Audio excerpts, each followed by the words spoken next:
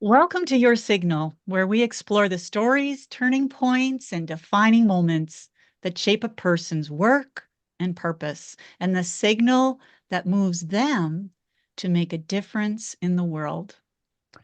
Because at every moment we are guided by signals within us and around us. And when those signals are clear, aligned, and in harmony, we don't just move through life, we step into it with purpose, energy, and the ability to truly amplify our brilliance. Randy, welcome. It's so good to have you here. You're a lawyer, a nutrition author, and a researcher of real food, and your goal is to simplify the way we eat. Tell us about this and welcome. Thank you. Thank you for inviting me. I'm really looking forward to chatting with you, the lovely ladies, and the work you're doing. Really appreciate it. Yes, I have many careers, but for me, they fit together because I keep learning. So the transition from lawyer to nutritionist, there was something that made you shift, that caused that shift. Can you share that with us? Sure, yes. I think the biggest influence on my youth was the travel with my family. I was in 29 countries before I was age 20. And I saw that families everywhere had the same needs. So I thought, well, I'll be an international diplomat. And I thought it'd be great to be a lawyer. So I became a lawyer and I was working with a big international firm. Corporate litigation was the department I was in, and I learned how powerful corporations operate in our society in the United States. But I also got married and wanted to learn how I should be cooking. What should I be cooking so that we can live happily for 100 years together? And after about 6 months, I said to my husband, I think we have to start over again. What we're eating isn't good. All these ingredients are chemicals, are refined foods. So we started over again. He thought it was a great idea because he'd been listening to me, thank goodness. So what So does that mean? You started over again. You were focused on family now, on eating right. That's already a big shift. Most of us don't have that shift, right? And what is starting over? What did that look like in your fridge, on your counters, when you're shopping? yes, well, my dad was a doctor, and I figured I can just figure this out. And so I said, let's start over again. Let's just throw out all the packages that have multiple ingredients in them and get real foods, fruits, vegetables, meats, fish, grains, beans, and Any seeds meat? and Any meat or nuts. fish? Yes, meat, chicken, eggs, dairy, but we got goat's milk, fresh milk, as close to nature as possible. And we didn't expect any changes, but both of us noticed changes. We didn't get colds in the winter. We didn't get dry skin. We didn't get as tired jogging. We didn't get sore muscles when we were doing a lot of work. So we thought, well, if this can do that for us when we thought we were as healthy as we could be in our 20s, um, then we should be helping other people. So what my moment was, I had been teaching law, and then I took a job with Philadelphia in environmental control, pollutant control, and I did a fancy lawyer study on that, the legal aspects of that. And I was driving home from that, and I thought, wait a minute, I have a 4-year-old and a 2-year-old at home. You can postpone anything but love. And I thought, that's the name of my first book. So that was my Brilliant. change. It was in the car driving home. You can postpone anything but love. Love, you can't say, oh, I'll love you tomorrow. It has to be now. So, So so that what shifted when that happened? You're driving home, you realized that. What shifted in your daily life with your family upon realizing that? Well, I didn't stay for the second year. They wanted me to stay on at the Uh-huh. Air Pollution Control in Philadelphia, and I decided to write my first book. So I stayed home and wrote my first book. And my husband was a lawyer. He kept working, but he also um, did as much as could to be home. And we ended up homeschooling our kids. But meanwhile, I had people coming to me saying, I read your book, but I want to know how to apply it in my life. So I became a home-based coach to families. And I loved it because I thought, well, I'm starting where everything starts is with the kids. And you probably will have less litigation and less wars if you have a healthy, happy kids. So that's where it all came together. And so I've been writing books and coaching ever since. And I became a nutritionist and specializing in sugar detox and addiction to try to break free of the way that we're deliberately being manipulated so that we crave eating more. That's when the obesity epidemic started. So you called it a sugar craving addiction, to break free of addiction, and you mentioned sugar in the same sentence. Explain that to us, because usually addiction we think of drugs or alcohol, and now you're talking about foods that we see and buy and are marketed to us every day. Yes, what most people don't realize is that the producers hire chemists to figure out how they can affect our brains. And we now know from brain studies that the refined sugar, it's actually, it's a white powder, it's a crystal.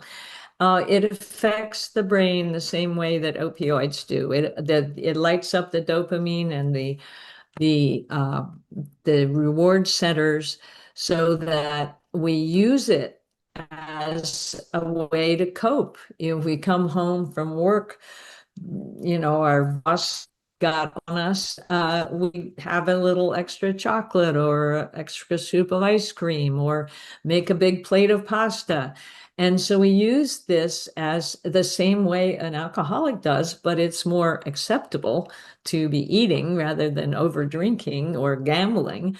So it's a Mm. socially acceptable addiction, but it's very deliberate. There's plenty of evidence now that the companies are deliberately studying how to, they call it the bliss point, to stimulate the bliss point so that you will want to have more.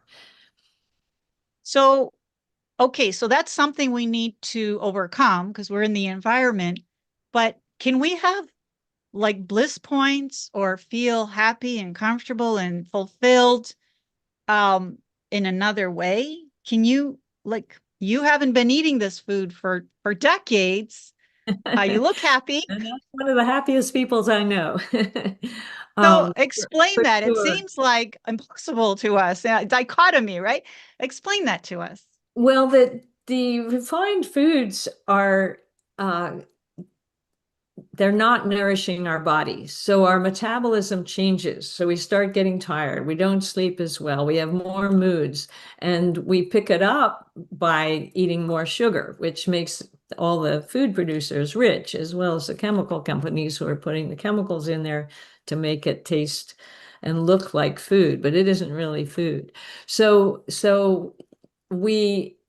almost a spiritual transformation because you learn to be happy not because you're stimulating your reward system, but because you're doing good things for you, like walking, like swimming, like playing with your pets and your children, reading a great book, watching a funny movie. There's so many different things that can help build your healthy mood, other than the destructive chemicals that are in our processed food. And Giovanna and I were both in the health and wellness realm too. And what I've noticed is that I want to be in the space that you describe. It's just a better place to be, right?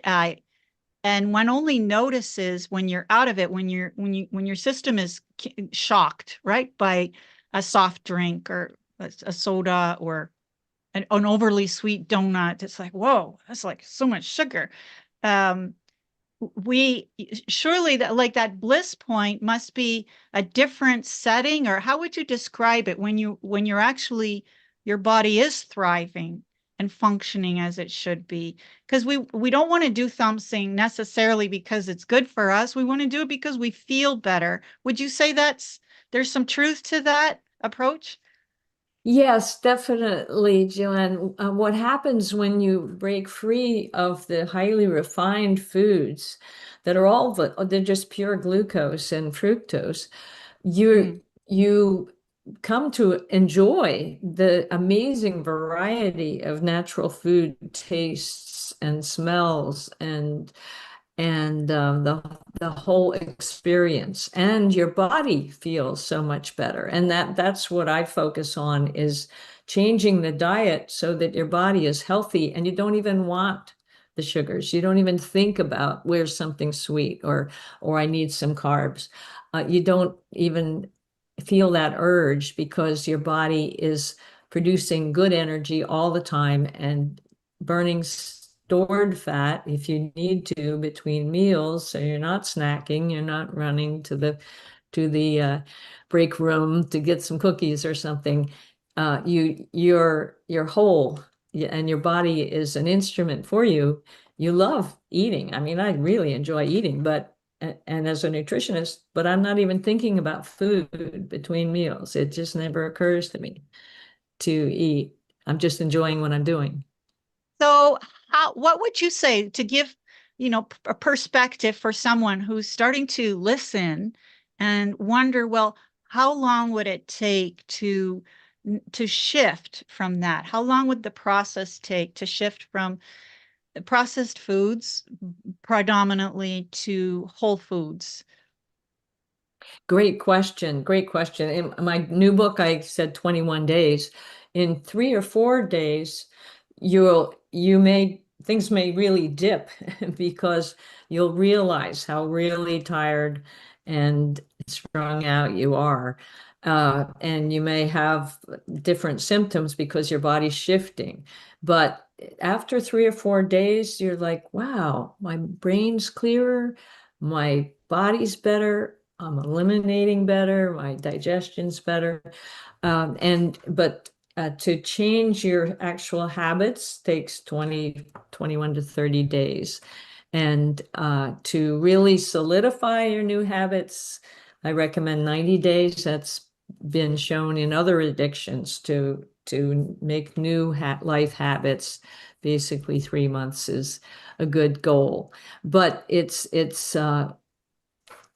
what we did in 1971 was basically cold turkey. We just got rid of all those things. We got rid of the white sugar, the white flour, the white salt, the clear oils, the white rice, and just got rid of the white things Mm, because they're all over purified and they don't nourish the body. You don't get the enzymes, the fiber, the minerals, the vitamins, and you don't get the right structure of the food that your body has evolved a million years to break down the food gradually because it's structured when we eat it, or it's supposed to be. But if it's all purified and thrown back together, it's much too much of a burden and strain on the body. So that will mhm. change. Within a month, you'll notice differences, and people don't realize how many of their everyday annoyances in their health, as well as long-term problems, are tied to this problem with the processed foods. So how do you Mhm. encourage someone that's listening and wondering and like, can I do this? What are your words of encouragement? And tell us about your new book, because it deals specifically with this, right? The Sure, yes, single my most the single ingredient diet. What's that? well, I woke up one morning. I do a lot of thinking in bed, falling asleep and waking up. And I was, what's the one thing I could say to people that would get them started really thinking about renewing their Exactly. health? And I thought the single ingredient diet, just choose foods that only need one name. They don't need a long ingredient list to tell you what they are. It's an apple, or it's a fish fillet, or it's a breast of chicken, or it's an egg, or it's a Swiss cheese. Doesn't need a big ingredient list. And you can make your own salad, and that's why I put a big salad on the cover. Uh, and everything in there is one ingredient. And then you put some olive oil and some apple cider vinegar on it. And just that's what my kids grew up on. Just have some nice protein food with a big salad or a soup, that you just throw real food that your great grandmother would recognize. That's the easiest thing. Only use foods that your great grandmother would recognize and have in her kitchen or backyard garden. And no home baked breads or pizzas. Well, you start with the single ingredients, a whole wheat flour, Aha. organic, Okay, and great. the tomato sauce that's just tomato sauce, in a jar. Uh, and real cheese, not Velveeta or something that's all concocted, but real cheese that came off a big hunk of cheese. So yeah, and that's I learned to cook that way. Nothing comes in packages with long ingredient lists. Hmm. So that's really the key. And after how many books have you written?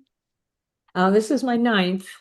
I've written three parenting books and three books on nutrition, and we do so much travel. We had our cat dictated a travel book, so that's one of the funny ones. And I wrote a book for mothers who have lost their mom at an older Hmm. age. So just anything that can help build families is what I'm interested in. So beautiful. Mhm. Randy, can you tell us how can people get in touch with you? Oh, sure. The easiest way is just go to a website.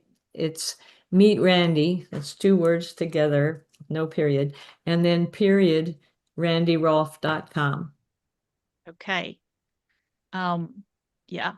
Are you open for a whole pizza, Giovanna? Yes, I Yes, am. yeah, my son uses the whole wheat flour and the tomato paste and grates the cheese, and and then you throw some herbs on it. It's delicious. And it's surprising, like I think like your all of your senses wake up too, right? Your taste buds, your sense of smell, and there's a whole new appreciation for for all the foods that are available to us and that Exactly, serve Joanne. us. And I see that in my clients. They rediscover the joy of eating, because it's not just, oh, I need this, I need that, I need some more energy. No, you just sit down and with your family and enjoy putting it together. That's a great thing for kids to learn about good food. Just let them help. And Hmm. so prepare it, you're smelling it, you're touching it, you're seeing the structure. Yeah, it's And there's it's a about delicious learning sweetness. again to It, enjoy your eating. there's a delicious sweetness in many vegetables.